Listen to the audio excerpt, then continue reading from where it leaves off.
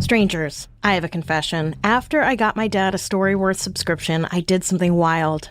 I bought myself a subscription. Every week, Storyworth sends me thoughtful questions to answer, and at the end, they'll send me a beautiful book with all my answers and any photos that I've sent in. I answer the questions on Sunday nights before my work week gets going, just as a nice way to reset. I love Storyworth. It's a great way to pass on family history. Plus, you can choose the questions if you want. So when Storyworth asked me about prom, which I never went to, I just popped over to the site and switched out the question. Imagine someday your grandkids holding your personalized history in their hands. You can write your answer or record it on your phone, and Storyworth will transcribe it. This year, they've added a bunch of new features to make storytelling even easier, with personalized questions and Magic Editor. Meanwhile, their Magic layout and new book designs make finished books, and especially photos, look even more beautiful. Plus, they've just rolled out Spanish language support. What's not changing? Customers' love for Storyworth. They've printed over 1 million books and preserved 35 million family stories since their founding 13 years ago. They have over 48,000 five-star reviews on Trustpilot. Give your loved ones a unique keepsake you'll all cherish for years. Storyworth Memoirs. Right now, save $10 or more during their holiday sale when you go to storyworth.com/daisy. That's storyworth.com/daisy to save $10 or more on your order. Hey strangers, this week I'm treating you to an interview with the excellent Lizzie Bassett and Chris Winterbauer from the awesome podcast, What Went Wrong. They had me on their show at the end of October, and I brought them here to tell us all about what went wrong with the filming of the 1994 cult classic, The Crow. Enjoy.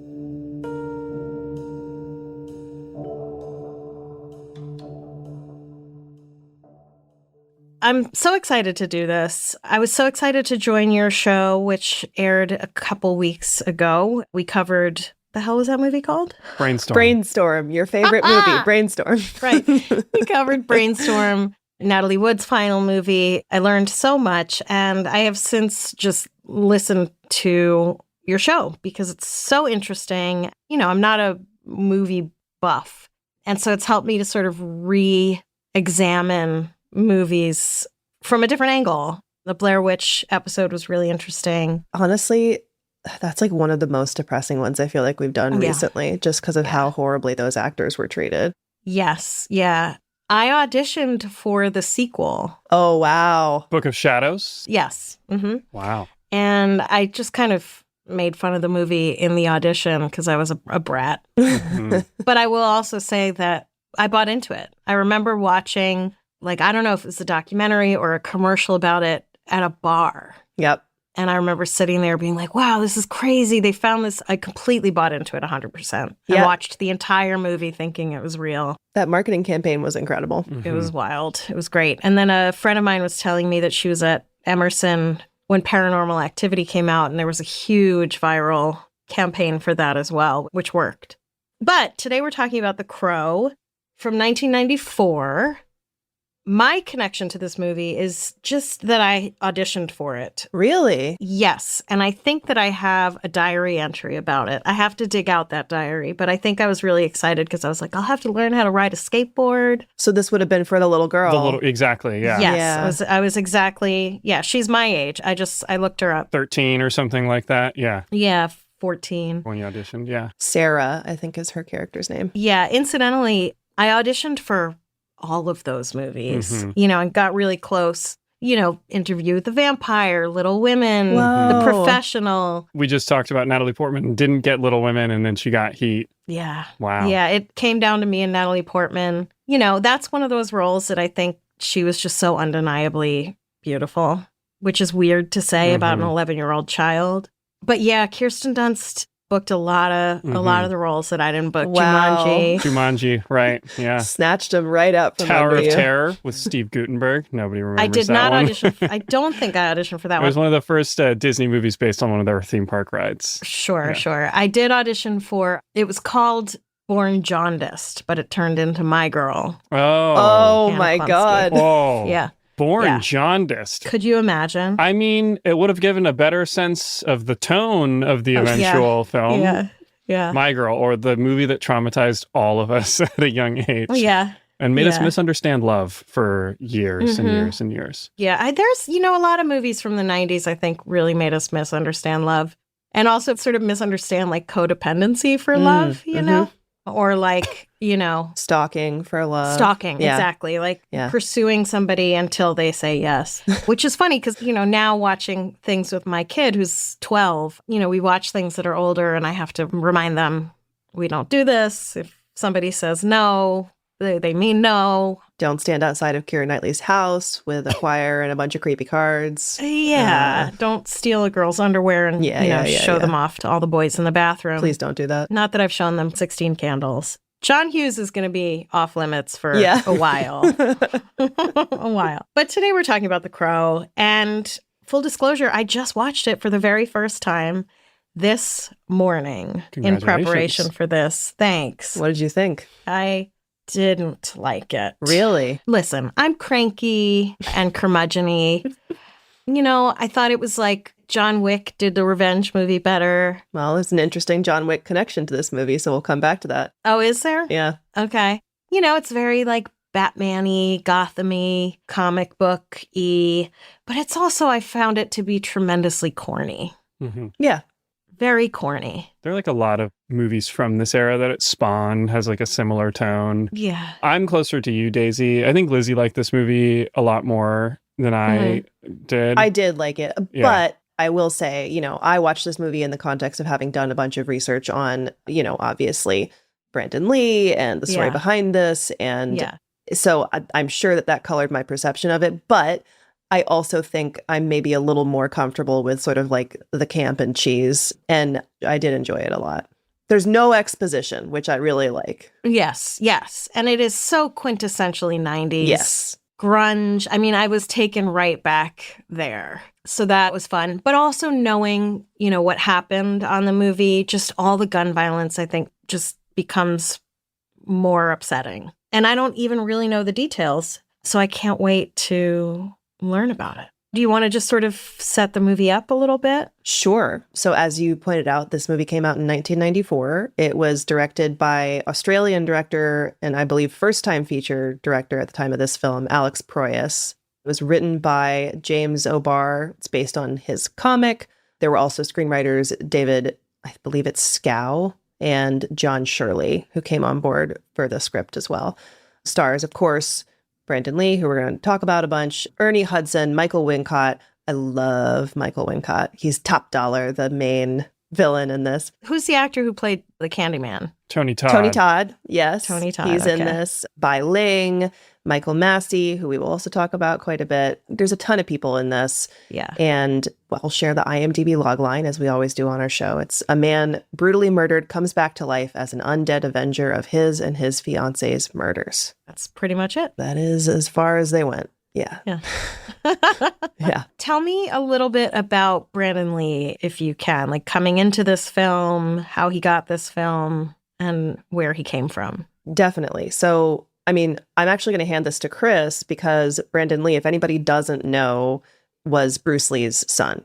And Chris covered quite a bit of Bruce Lee when we did Big Trouble in Little China. And that's actually really important context to understand Brandon Lee and where he was. So, Chris, I don't know if you want to sort of set up his father a little bit. Sure. Yeah. So it's kind of difficult to understate how successful Bruce Lee was at the peak of his powers, which was right at the turn of the late 60s into the early 1970s.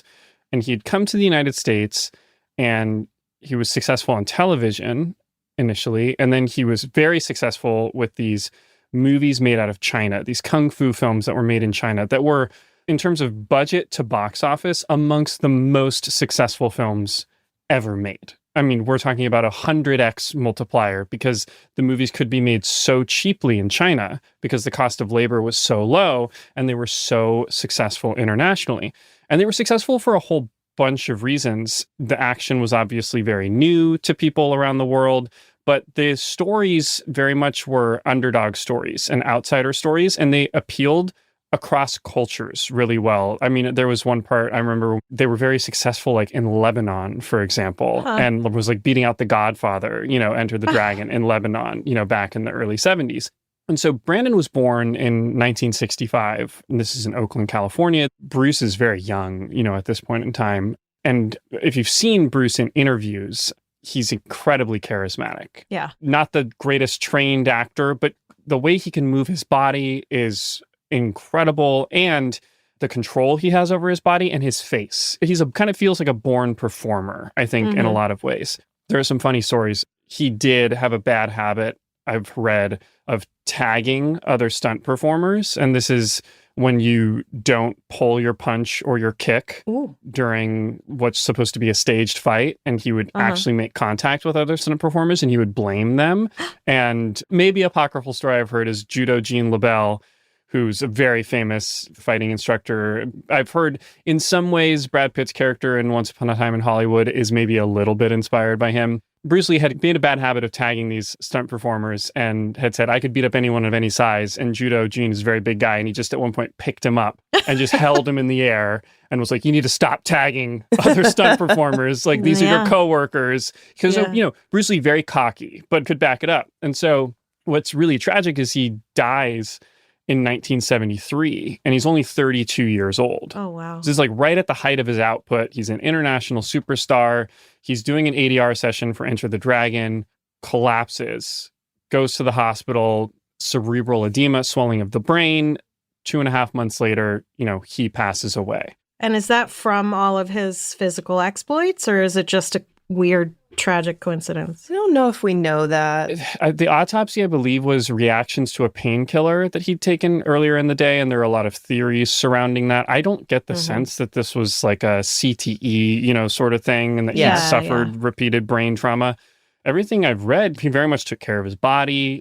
Despite doing a lot of stunt work, I don't get the sense he was doing a lot that was hitting his head, for example. There were a lot of rumors, though. There were rumors that he had been poisoned, that this was like an assassination, a hit job of some kind. And so Brandon is 8 years old when he loses his father, when Bruce Lee passes away. I mean, the reason that we're starting with Bruce Lee is not, as soon as I said that, I was like, oh, I don't want to detract from Brandon Lee, because that was something that sort of dogged him his whole career. But that's also why we're talking about Bruce Lee, because the legacy of his father dogged him his entire career. And the legacy of his father passing away at 32 years old, so early in his career. Yes. And Brandon was 8.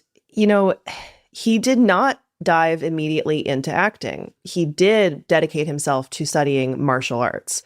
And that's where he really started. He really threw himself into like developing different movement styles, like different fighting styles. And I have to say, in The Crow, like, the way that he moves is gorgeous. I think similar to what Chris is talking about with Bruce Lee, Brandon Lee has his own style of moving, his own style of fighting. He's very beautiful. I find him like physically very easy to watch. And I'm not talking about the fact that he's handsome. Obviously, he was very handsome. Right. But just there's an ease of movement with him that I think comes from the amount of work that he did on this stuff. But he does eventually turn to acting and he starts taking some roles. But by the time he was cast in The Crow, he was not an established star. I think the biggest credits to his name were like Showdown in Little Tokyo next to Dolph Lundgren, something called Rapid Fire with Powers Booth. Like, this guy is not a household name. But he was a huge, huge fan of the Crow comics. And there were a couple of other, big 90s names that I believe were considered for the part of Eric Draven. Okay. Well, do you want to guess, Daisy? There's 3 that I know were considered but not offered the part. Keanu Reeves. No, and I think it's because he hadn't quite broken out yet with like Speed. Yeah, this is right before Speed. He had done Point Break, but he hadn't done Speed yet. Yeah. All right. Mid-90s. Brad Pitt? No. This is right before he breaks out too. Yeah. Okay. Because the Interview with the Vampire is same year as The Crow. Yep. I don't know. Who? Christian Slater was one name that was bandied about. Johnny Depp, discussed. River Phoenix discussed a little bit. But as far as I could find, this part was not offered to anyone other than Brandon Lee. I think they saw him. They felt that he was right for this part right away. They approached him. I also think he was actually involved in the pre-production for this movie for like at least a year before it started filming. Oh, wow. And really was like an important part of the development of this movie. So that's kind of where he is when this starts, is he is not out of his father's shadow, by any means. And this movie is very much poised to do that for him. Sure. Yeah, he's gorgeous. And yeah. And I think it's one of those things where he offers the production something they need as well. This is a low budget movie. Mm-hmm. Yeah. I think 15 million. 15 million. First time director who is a very accomplished commercial and music video director. He had an incredible reel and, everyone wanted to work with him. But again, low budget. They need a lead. I mean, do they need somebody who's a great thespian? Not really for the material. They need someone who's very physical, right? Who's captivating and can do convincingly the action choreography that they need this character to do. Yeah. And he could big time. And this character is going to be in heavy makeup for a lot of the film, which, funny enough, would become a hallmark of Johnny Depp, I feel like, across his career. Yeah. But It does, in my mind, it really does fit an actor like Brandon Lee, where they say, okay, physicality first, we've got the legacy, and maybe there's a way to market it as this is Bruce Lee's son taking up the mantle. I think there are a lot of, not cynical, but practical, pragmatic reasons why he makes sense. And I think that for him, this movie makes a lot of sense because it can show off all the things he knows he's really good at, and it gives him a chance to flex a little bit of, hopefully, the acting chops, that he might want to show off. And also, this was a very, it's not Batman, but this was a very popular independent comic. There is definitely the potential here for, if this takes off, this is a franchise. And so I completely understand the appeal of this. There's something I remember reading when I was researching, when we did our episode on The Crow, though, that just kind of tells you exactly what they were looking for across the board, behind the camera, and I think also in front of the camera was, as Chris said, this is a low budget movie. It was a $15 million budget, which when you think about a comic book movie, that's really, really low. Mm-hmm. And what they said was, we're looking for 30-year-olds with 30 years of experience. So it's they're not going to hire the people who have been in the industry who are at the top of their game. They are looking for people who are entering the industry, looking for opportunities, but they are expecting those people to come in with the experience of storied department heads. And that doesn't exist. Well, or Daisy, to your point, and to your experience, they're kind of looking for the equivalent of child actors. And that's, in a sense, that's a little bit of what Brandon Lee brings too, right? Is that, he was raised by somebody who was making movies. He has been on sets. So even though he hasn't been in a lot of movies, this isn't going to be new to Brandon Lee, I think, in a lot of ways. And so they're kind of getting a little bit of that experience through osmosis with him as well. Interesting. And there was a professionalism he brought. Yes. That, obviously he took it very seriously, but he knew how to take it seriously too, because I think of his pedigree. Right, of course. Yeah, it's interesting to think of somebody like River Phoenix in that role. I mean, I think he was really struggling at that point as well. So, but also probably too expensive. And then they would have needed a stunt double, I imagine. Yeah. Look, I think Brandon Lee's physical performance in this movie is great. Insane. And Lizzie and I think, to part a little bit on this, I don't find his acting very convincing in the dramatic moments. I like it. I think it fits the tone of the movie. Yeah. I don't think anybody gives a really terrific performance acting-wise in a film. So maybe Ernie Hudson. Well, sure. But it doesn't stick out because everybody's sort of being goofy. I think Phoenix I can see the dramatic elements being more interesting with him. Yeah. I just rewatched True Lies, and the number of shots where I'm like, that's not Arnold Schwarzenegger, as they're just doing blatant stunt doubles, that would have been River Phoenix in this movie. Yeah, 100%. And then they would have had to pay extra. Yeah. Exactly. For the second person. I'll just say he did have a stunt double on this. Okay. There's someone else who's a very famous stuntman who later becomes involved in the project that we can talk about, but he was not initially involved. All right. Strangers, the holidays are coming, and you know what that means. Eating right goes out the window. But your digestive system doesn't have to suffer with Symbiotic Plus, a 3-in-1 powerhouse of clinically studied pre, pro, and postbiotics to support a balanced gut microbiome. Ritual's Symbiotic Plus is designed with a delayed-release capsule to help reach the colon, not the stomach, an ideal place for probiotics to survive and grow. One daily mint-scented capsule for bloat, gut, and regularity support. You don't have to refrigerate them, so you can carry them in your purse, put them in your glove compartment, or in your overnight bag when you head to families, and not worry about it. I love that it's vegan-friendly and formulated without GMOs, major allergens, animal products, shady fillers, and artificial colors. Plus, it's HSA and FSA eligible with a seamless checkout experience so you can save when you shop with pre-tax dollars. So get your gut going. Support a balanced gut microbiome with Ritual's Symbiotic Plus. My listeners get early access to their Black Friday sale for 40% off your first month at ritual.com/strange. That's ritual.com/strange for 40% off your first month.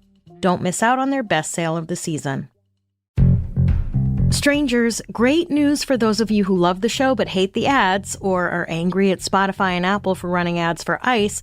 Strange and Unexplained and all the shows on my network Grab Bag Collab are available early and ad-free. You can choose to subscribe to just Strange and Unexplained or bundle a few shows or get them all. We're adding new quarterly shows all the time, but we always have Strange, Amber Hunt's Crimes of the Centuries and her show The Catalyst, my advice show Dear Daisy, which is kind of like a bi-weekly Ask Me Anything, except I answer listeners who write in for life advice, and my Love is Blind recap podcast Shut the F Up, Nick Lachey. Plus, there's all kinds of bonus content, including live recordings.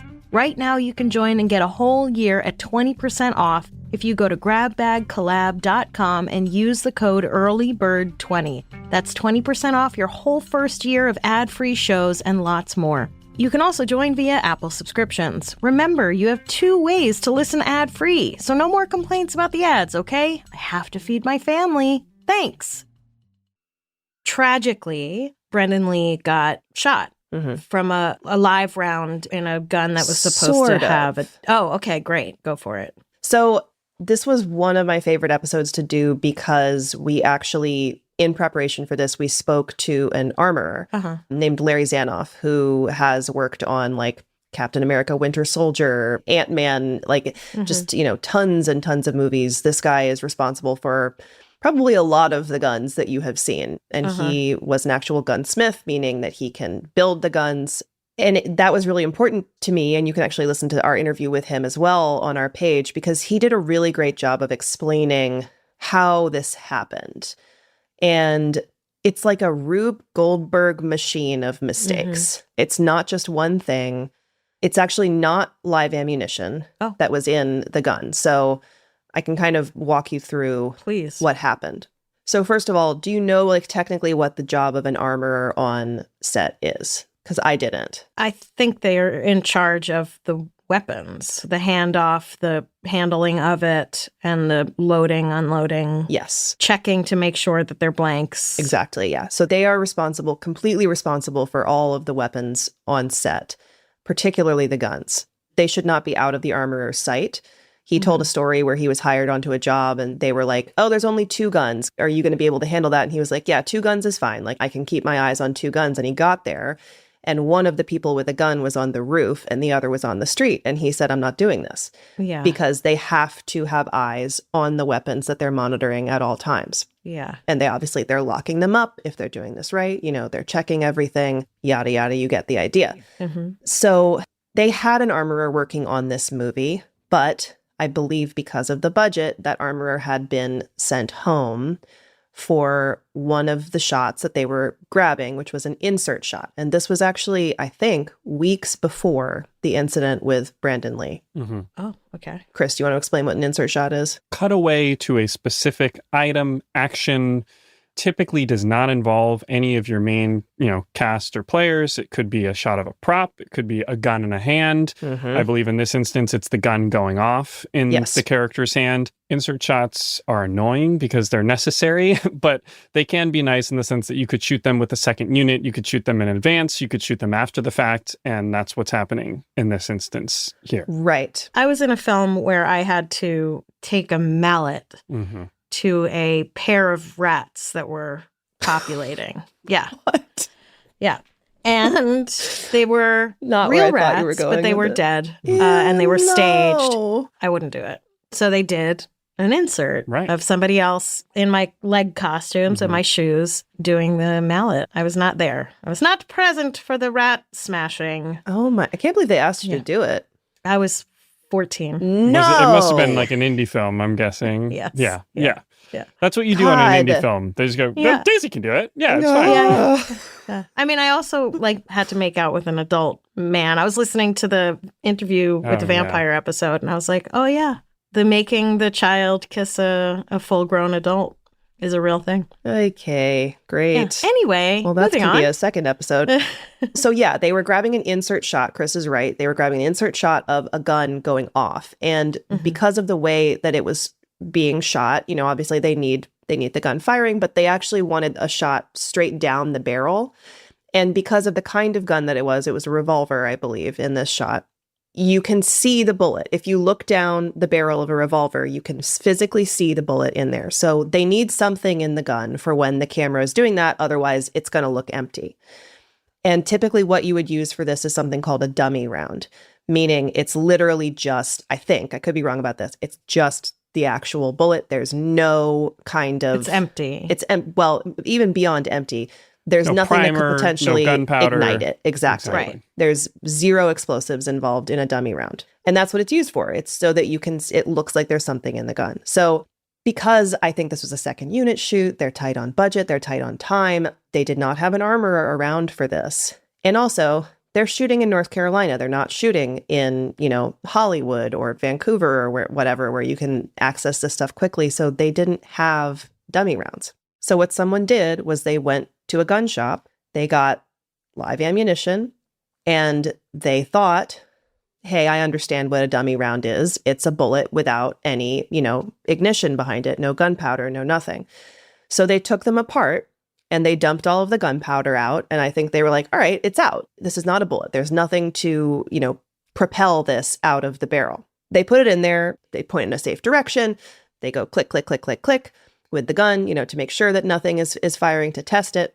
What they didn't realize was, as they did that, whatever makeshift dummy round they were using, they had emptied out the gunpowder. They had not successfully removed the primer. And I had to look this up, but the primer is basically like a very small amount of explosive that sets off a really small ignition that then ignites the gunpowder. That is what then sets off the big explosion inside the gun, and that then propels the bullet down the barrel. So there was no big explosion. There was nothing that you would have even really heard or seen. It probably was just a click. But what happened was that primer was not removed. It did ignite. It caused this little tiny explosion. And what that did was it popped the actual physical bullet off of the casing. So they're able to remove the casing from the gun. But what happens at this point is now the bullet has lodged into the barrel of the gun. So there's a barrel obstruction. Nobody checks this. All you would have had to do is look down the barrel of the gun with a flashlight, and you would have been able to see it, that there is something in the barrel. And nobody does that for, I believe, weeks, at least days. So when it comes time to shoot the scene, it's when the actual attack is happening. It's when Eric Draven is being, shot at the beginning. Okay. I think they were shooting this sequence with I want to say 8 days left in the actual production. The actual filming of this was quite late in the production. And Michael Massey, one of the actors who I mentioned, who plays Fun Boy in the movie, the one who kind of looks like Iggy Pop. Yes. He was handed this gun that had the bullet, unbeknownst to anyone, lodged in the barrel of the gun. So it's not even live ammunition. It's literally just a barrel obstruction. There's an object in there. And because they're firing at him, they want the guns to be going off, they put a blank in the gun. And the thing that I feel like most people don't understand about blanks is that they're actually still quite dangerous. You can't hold that close to somebody's head because there is still, a propulsion out of the end of the gun that can hurt somebody. Yeah. In order to make that noise, there is an explosion with the blank.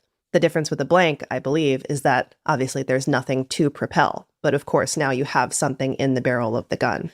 So they're shooting the scene. They go bang, bang, bang, bang, bang. They shoot Brandon Lee exactly as they're supposed to.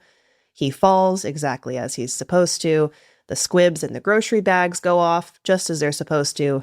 Everybody thinks it's gone fine, except that he does not get up. Oh, God. And it took them a minute or two to realize something was really wrong. They went over to him. They saw, a silver dollar-sized hole There was blood pooling. You know, obviously they call an ambulance immediately. I don't think he ever regained consciousness. And after several hours of surgery, he did die at the hospital. Awful.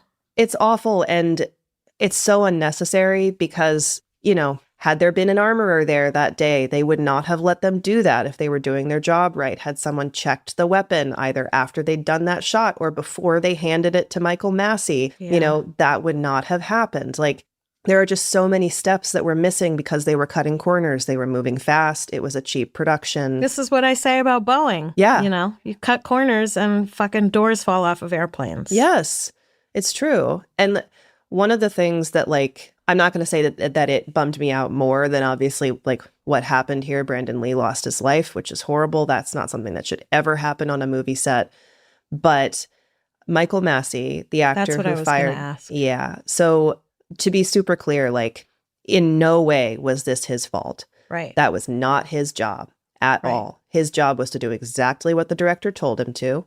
And by the way, this is not totally confirmed and it's pretty hotly debated, but you can listen to some interviews with Michael Massey from later where he talks about this. And I think he says something like, I wasn't even supposed to have a gun that day, that the director kept changing stuff at the last minute, which again, like when you're on set, this is your first feature. I get it. You're very invested in this, you know, you're trying to make it exactly right. But like when you're making those kinds of decisions without the proper safeguards in place, stuff like this can happen. Yeah. Yeah. And as like an actor who wants a gig, you're not going to stand there and say no and ask questions. You're just going to take the gun and do what the director says. Of course. And, you know, this was his big break as well. As with every oral history, he'd said, like, I was going to light everything on fire and leave LA. And then I got this movie. And something that really bummed me out was that he passed away a few years ago. Mm-hmm. Every obituary that I found for him, the headline was actor Michael Massey, who accidentally shot Brandon Lee, passes away at, 65 years old. And it's like, he had an amazing career. Like, he went on to do a ton of stuff. He was a wonderful actor. This was completely not his fault. And yet it continued to define really his life after this. Was he sort of tortured by it? Yes. I mean, it sounds like he was, yeah. Yes. I mean, this never left him. There are interviews with him that you can watch that are really heartbreaking. One, he talks about, I guess, Brendan Lee's then fiance, because I think about a week after this movie wrapped, he was supposed to get married in Mexico to his fiance. She remarried and she has a child. And he talks about how she actually comes into his wife's shop and he sees her child. And the only thing he can think is that's not Brandon's child. Oh, God, how awful. Oh, how awful. Strangers, do you ever have that thing where you realize you're clenching your jaw so hard you might just shatter your teeth? Or that you haven't taken a breath in, how long has it been? Listen, we're not supposed to function like this. And with CBD gummies from Cornbread Hemp, you don't have to. Cornbread Hemp uses only the best part of the hemp plant, the flower, for the most potent formula. They're USDA organic, vegan, and GMO-free, so you don't have to stress about what you're putting in your body just to help you de-stress. All their products are third-party tested for quality. Whether you're looking to just de-stress a bit, get to sleep, or get a little more funky, Cornbread Hemp has something for you. From their sleep gummies to their delicious THC seltzers, they've got you covered. Right now, Strange and Unexplained listeners can save 30% on their first order. Just head to cornbreadhemp.com/strange and use code STRANGE at checkout. That's cornbreadhemp.com/strange, code STRANGE. Cornbread Hemp. This is the good life. Then there was another horrific tragedy on set as well. Actually, there were several. It's a bit weird. Oh, okay. Wow. This movie, Chris kind of alluded to this, but there were a lot of rumors swirling around Bruce Lee's death, that was potentially a curse, that, perhaps it was the triad. If it was a hit, like, why? Well, I do think Bruce Lee, at least publicly, seemed to act as if he was provoking the martial arts community kind of at every turn. He would say things like, I don't believe in styles. Martial arts is a form of honesty, and you have to, learn how to control yourself and let it flow through your body. And he would kind of take jabs at masters of particular arts and styles and whatnot, Aikido and karate and things like that. So, but I think that was just lip service. I don't think this was anything that was actually going to cause somebody to go out. There's a lot of posturing within these fighting communities, especially at the time. This was before UFC. This was before mixed martial arts. And so a lot of these fighting styles, you didn't want to actually fight each other because you wanted to be able to say, well, our style's the best and our style's. It's almost like a mutually assured destruction sort of situation. But I don't think there was anything to any of that. It's just a tragedy. And then I think Brandon Lee lost a lot of weight for this role.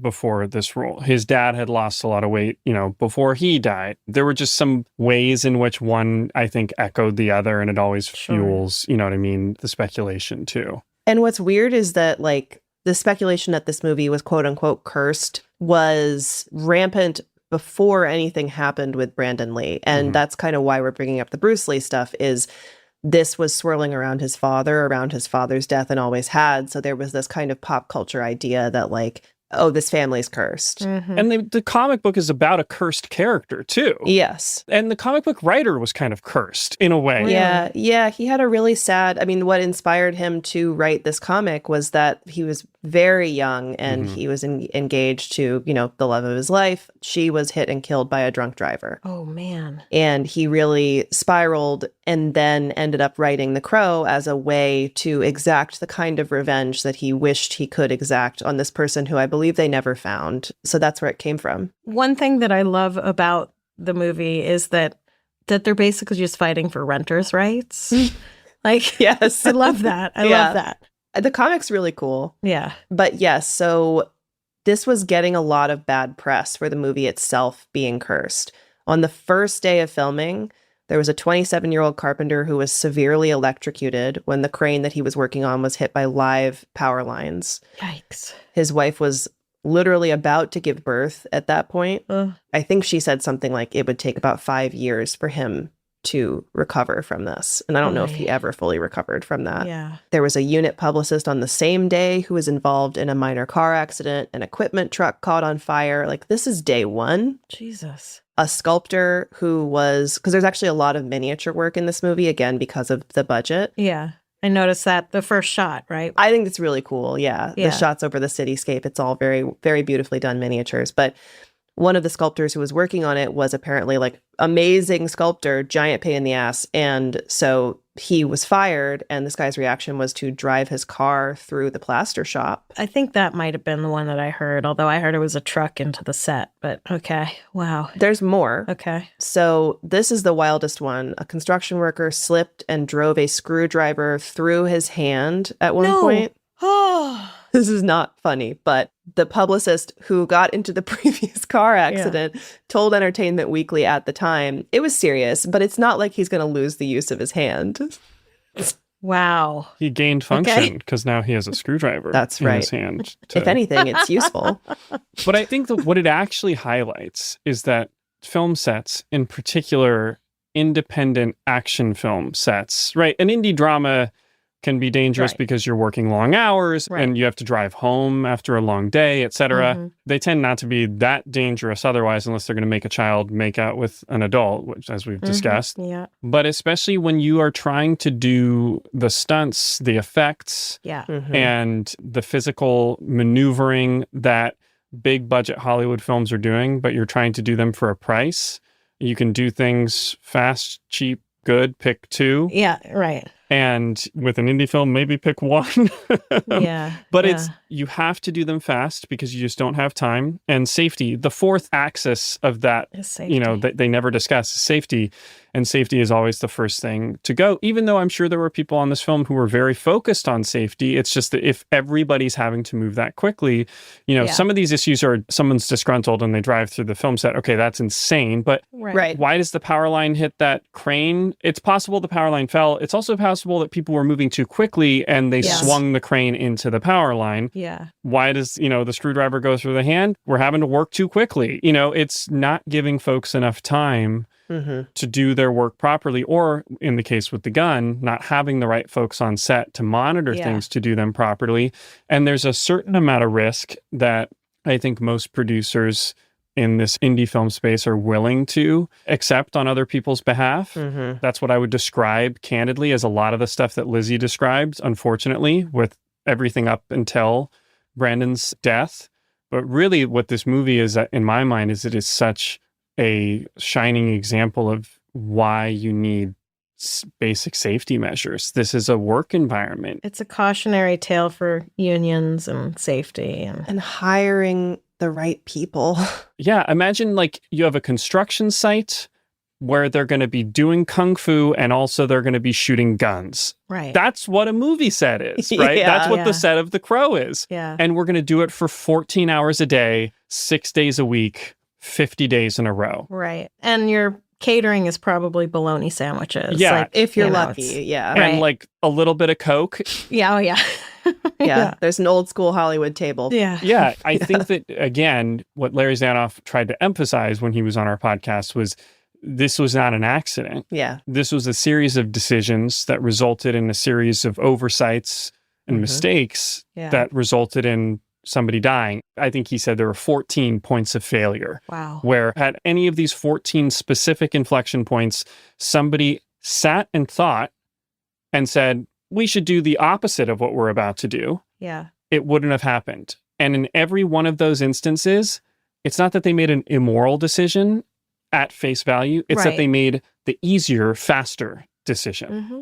Yeah. And there continued to be rumors, obviously, about this movie being cursed when Brandon was killed, including the fact that, why was he not wearing a bulletproof vest when he had been wearing a bulletproof Honestly. vest earlier in the movie? Oh, he had? He had. And I don't have a great answer for that other than what Chris just said. They're moving Yeah. really fast. Yeah. This is the end of the movie.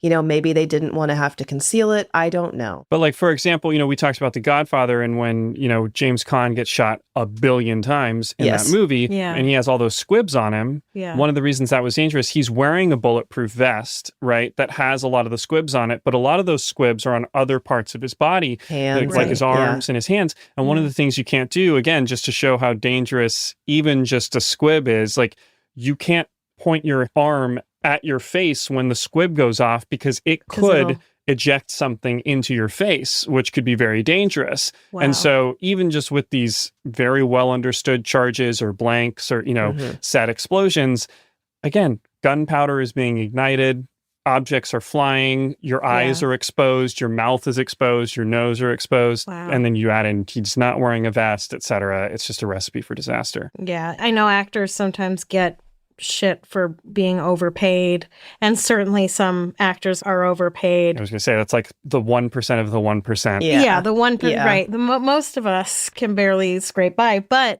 when you consider what is asked of actors, especially on lower budget projects, and again, I think back to the Blair Witch Project and how they carried everything. There wouldn't have been a movie without them. And even if they'd been 3 different actors, it would have been a very different movie. And so, actors deserve to get paid. They do. properly. And also, like, obviously you were / are a professional actor. I, went to acting school. I thought I wanted to be an actor. And one of the reasons I very swiftly abandoned that upon reaching Los Angeles was it became very clear to me that as an actor, you have so little agency over your own career. Yeah. And that's true of getting cast in films. It seems to me that's very true once you're on the set. And so many other people on sets have so much more control over everything. The actors have control over their performance. A lot of times, unless you are a very big name, somebody who can throw your weight around, somebody who, whether you have a financial investment in the film or your name is big enough who's able to ask for something different or change something, you are really at the behest of so many other people on set. Yeah. So yeah, actors need protection. They need to be paid well. A lot of times what they're being asked to do is dangerous. It's scary. Yeah. Strangers, did I just get another Mongolian cashmere sweater from Quince? Yes. Yes, I did. Am I obsessed? Yes. Yes, I am. Also, I was staying with a friend recently and I was raving about their sheets. What do you know? They were machine washable silk sheets from Quince.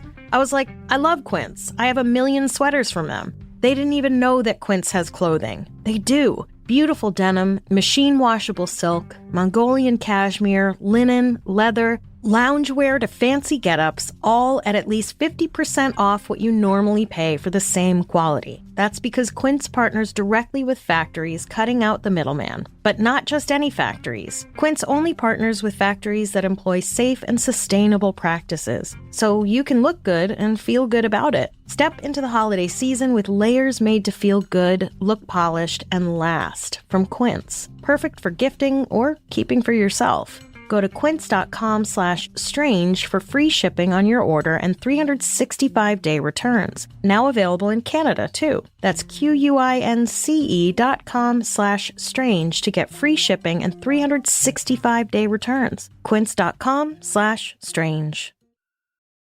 How much of the movie did they then have to finish without him? So this is where it gets pretty interesting and where they actually did some very innovative things in order to finish the movie. So initially this was supposed to be distributed by Paramount, and Paramount, citing that the release date obviously would be pushed, they backed out. They were like, we don't want any part of this. You know, all the press around this has been terrible.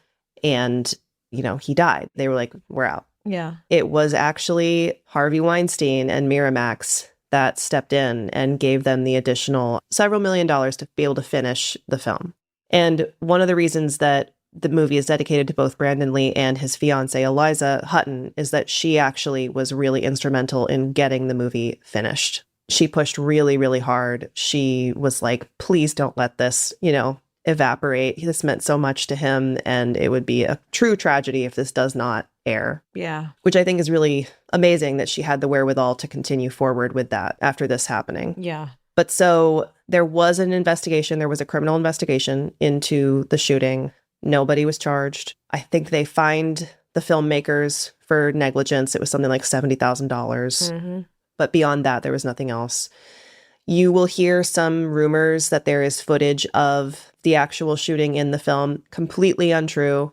That footage was destroyed immediately following the investigation. It is nowhere in there. And they actually did quite a bit of editing around that scene so that you don't even really see him get shot in any way. Oh, okay. But so, you know, they were 8 days away from the end of principal photography. So pretty close to the end. There was not a lot that they had to cover that had him in it.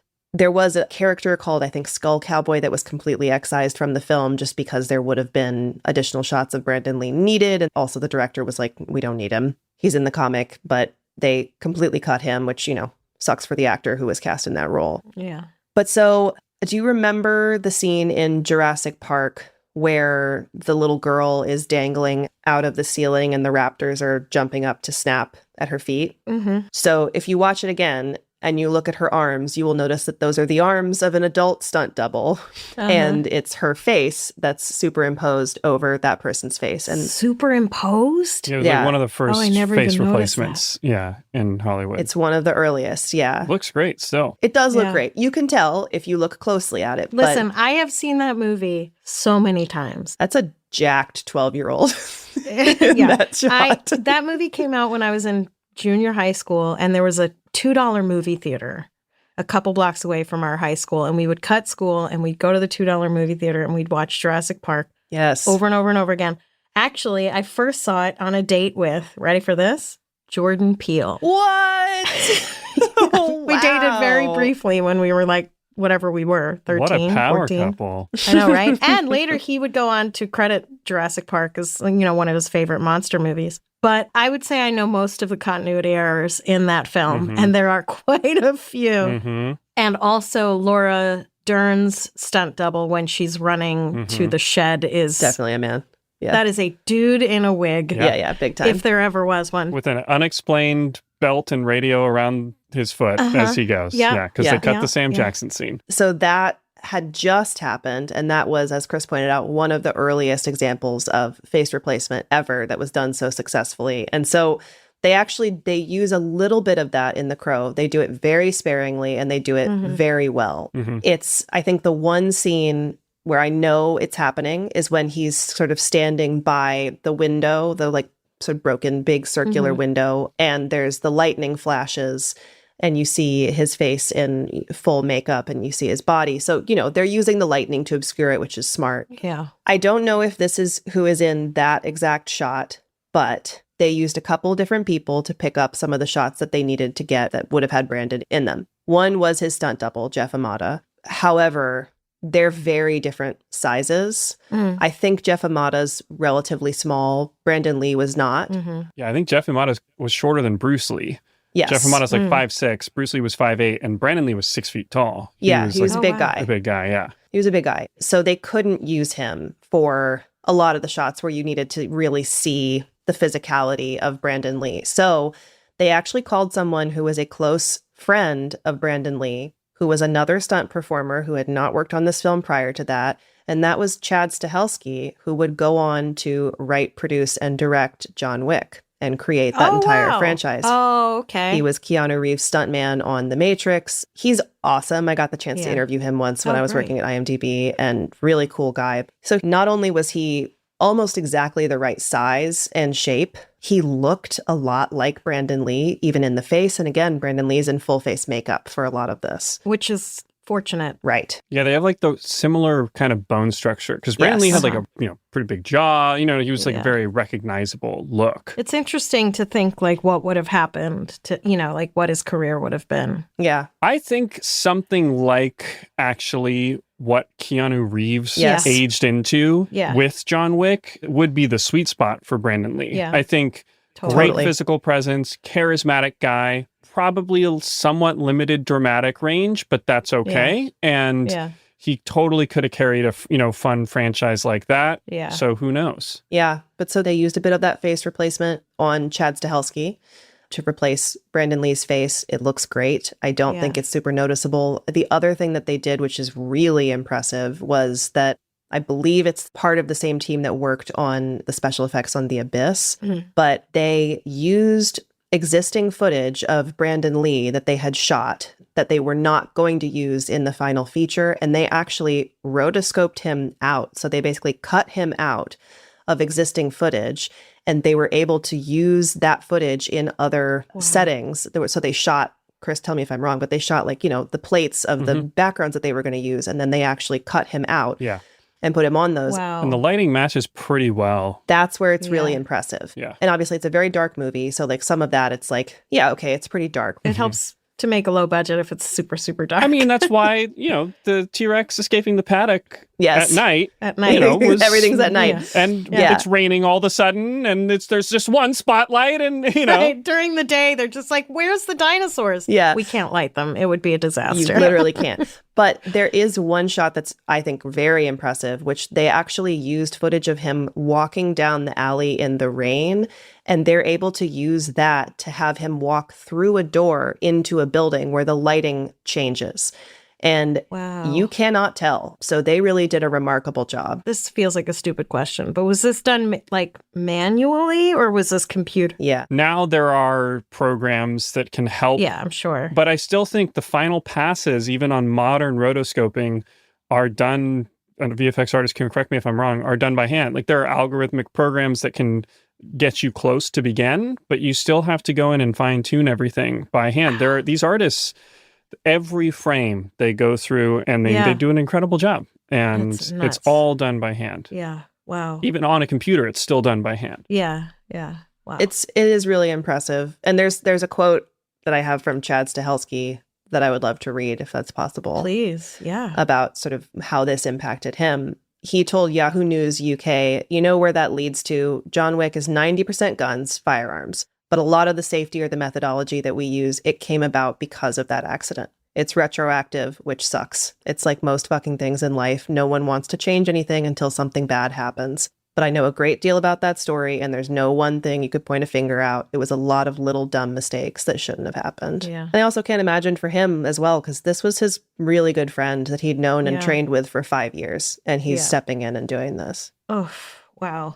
Yeah, I mean, I couldn't help but, as I was watching the movie, just sort of think about how they must have all been impacted by it. Yeah, I don't think you ever get over this. I don't think that the actress that played Sarah, she didn't have much of a career, which, it's always hard with kids because they're kids, and especially like teenagers. But as I was Googling her, I saw that she had been asking for a boycott on the remake, and I didn't really dig into that. Do you know anything about that? A little bit. I know Alex Proyas also was pretty vocal about saying that he did not think that's something that should have been made. I'm inclined to agree. Nothing against the people who made the remake, nothing against Bill Skarsgård or anybody else involved, but this is not a franchise that needs to continue. This movie exists in a vacuum. It is Brandon Lee's film. I think you should leave it alone. Yeah, it feels a bit disrespectful. I think Rupert Sanders directed that new one. I don't think anybody involved came up with a good reason for why we needed to reopen this movie. Maybe there could be a good reason that, hey, we're going to remake it for this reason and it's going to be an interesting twist or whatever. That was never presented. Candidly, it seems like some probably somewhat opportunistic producer saw the rights were available and they pulled the disparate parts together. And I think Sanders was a hired gun. And no disrespect to Bill Skarsgård and Danny Houston and FK Twigs, all of whom I like in other things. But I guess my other point would be like, if you're going to do it, and nobody sets out to make a bad movie, but I guess if you're going to do it, know that it's risky because it's got to be really good for people to accept it. And this movie seems to have fallen far short of that threshold. Or do something with it that changes it enough, which I know that they did make changes in this, but I don't think, to Chris's point, I don't think they were anything you could argue was like transformative to the initial film. Right. Strangers, you know how I feel about therapy. I think we should all get it for free. But LOL, that's not how the world works. Until then, we have Rula, affordable mental health care online that takes most insurance. Rula does things differently. They partner with over 100 insurance plans, making the average copay just $15 per session. That's real therapy from licensed professionals at a price that actually makes sense. Think about it. You use your insurance benefits to maintain your physical health, so why wouldn't you do the same for your mental health? And Rula isn't just affordable. The experience is tailored around you. Other online therapy platforms might match you with the first available provider, whether or not they're the right fit. Rula considers your goals, preferences, and background to provide you a curated list of licensed in-network therapists who are actually aligned with what you need, because they know that finding the right therapist can make all the difference. No wait lists, no frustrating back and forth. Rula makes it easy to find a mental health provider who is accepting new patients, and appointments are available as soon as tomorrow. Plus, Rula sticks with you throughout your journey, checking in to make sure your care is helping you move forward. Go to rula.com/strange to get started today. That's RULA.com/strange for quality therapy that's covered by insurance. One thing I think we should clarify maybe for folks, because they might be wondering, with the Rust shooting. Yeah, that's what I was going to say. Oh, yes. That has been popping into my mind. So Rust was the independent Western film where Alec Baldwin, the gun he was holding, discharged, fired on set, and Helena Hutchins, the cinematographer, and the director Joel Souza were shot. Helena Hutchins died. Joel Souza recovered. People may be wondering why we've been very adamant that this was not Michael Massey's fault, whereas Alec Baldwin was not only taken to task publicly, but was put on trial for the death of Helena Hutchins.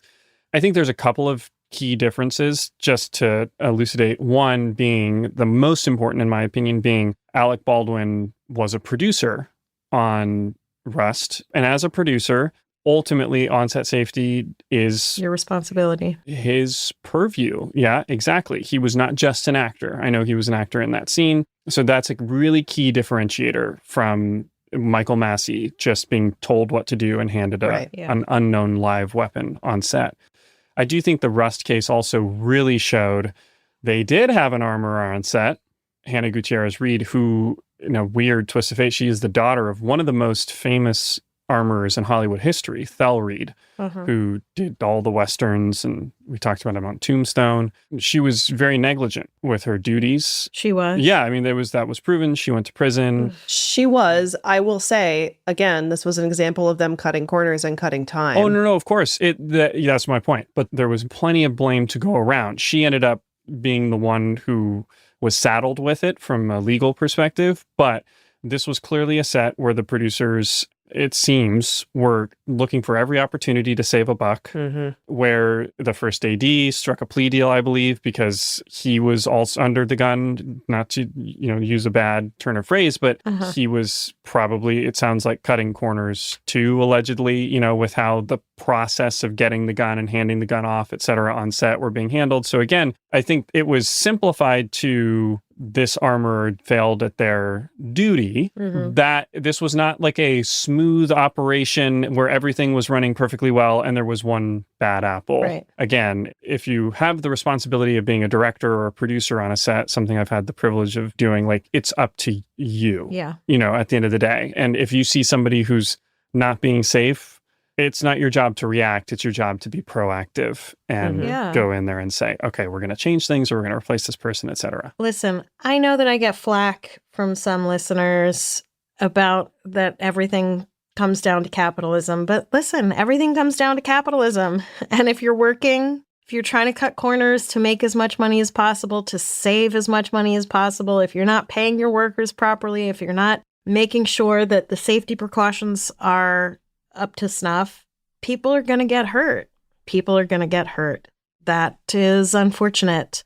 It also, it strikes me that in that movie where I killed the rats, I also had a gun in my mouth and pulled the trigger over and over and over. Oh my God. And also pulled the trigger on someone's temple. What movie is this? It's called Ripe. Was it like a exploitation movie? No, I mean, yes, but no. It was a movie about two twin sisters whose shitty parents die in a car accident, and they basically just like go on a crime go spree. out on their own. And well, no, that would have been interesting. No, they just sort of end up living on a military base, which is weird. Yeah, I think if my mom had still been alive at that point and she'd read that script, she would have been like, "Nope, absolutely not. You are not making this movie."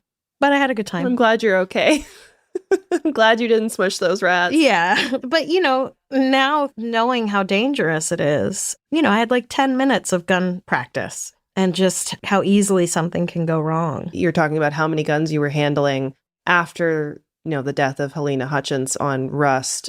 Brandon Lee's fiance did make some statements. And one of the things that she did was she actually posted an image of herself and Brandon Lee. Oh. And the caption was, "There's no such thing as a prop gun."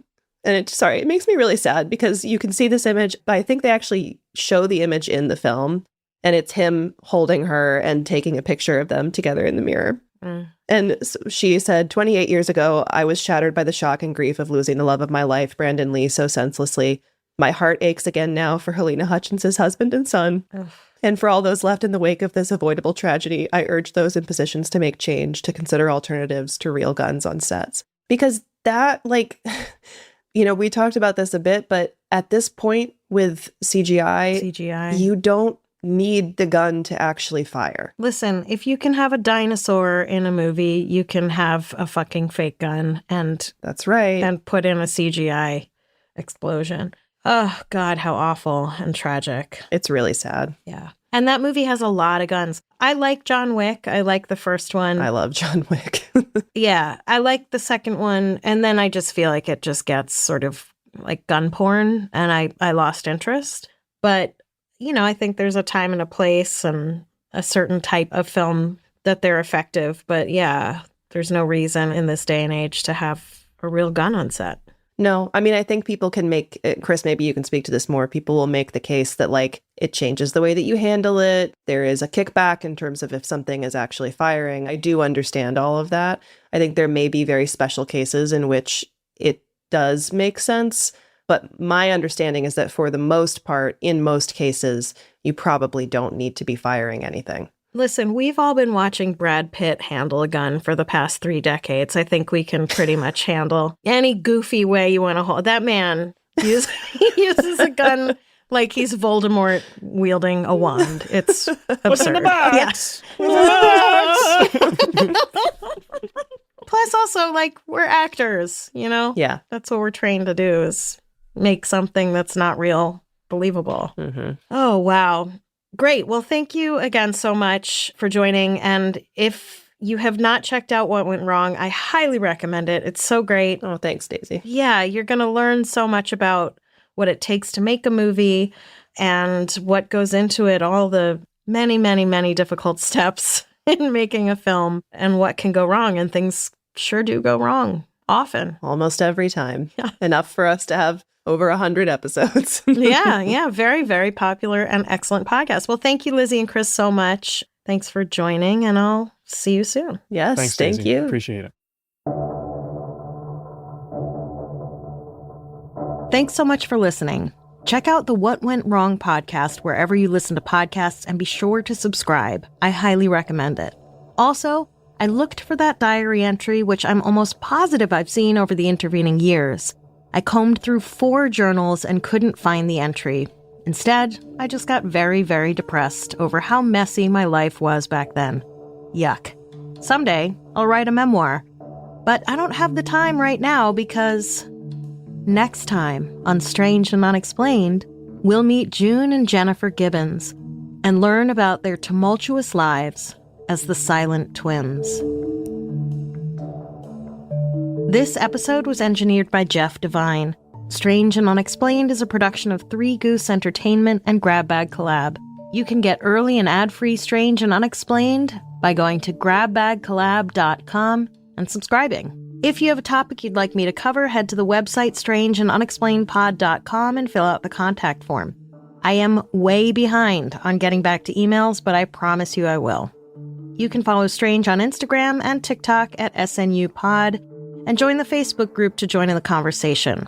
Thanks, and stay strange.